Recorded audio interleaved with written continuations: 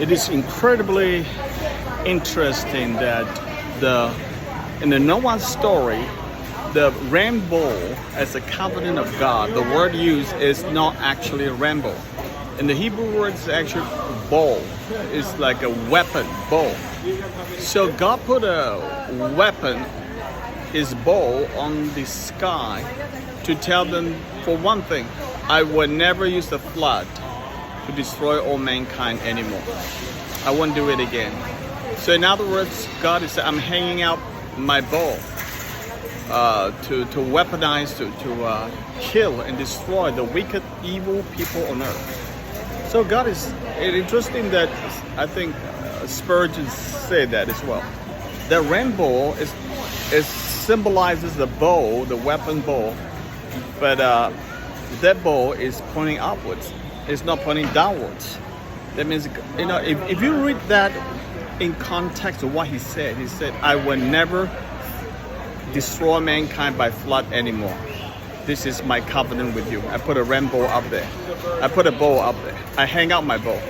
So that makes sense because God is hanging up his bow saying that I won't destroy you anymore. So from that perspective, it is really interesting. It's almost like God feels bad for destroying mankind, I do believe that God has emotion, and he looked at Saul. He was grieved.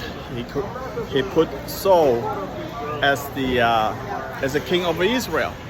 That was a major mistake. He was grieved. See, and God was grieved, and he was mad with Israel when Israel bowed down to the golden calf, for example, among many other times of idolatry. So I'm not saying that God felt like he overdid it by destroying all mankind on earth at that time, but there's a sense of which God's sympathy began to flow out overwhelmingly. The compassion of God began to flow out. It's really a line to draw between compassion of God and the judgment of God. But eventually the bow is going to come down. That bow is going to come down at the judgment day. The only reason God said, I'm going to hang it out and not destroy you, because of Jesus Christ. Because Jesus was shot by the bow, if you like, on the cross. Absolutely correct. Man, this is a revelation. I just thought of it. It is amazing how, because the Son of God was shot on the cross, crucified, he took the wrath of God. Essentially, God's promise was fulfilled. No more flood, because Jesus took this flood and he was killed, all right, for our behalf. But eventually, the bow will drop after. Now Jesus done the consummation, the absorbing of the wrath of God. Now eventually, when he comes by the second time, that bow will drop.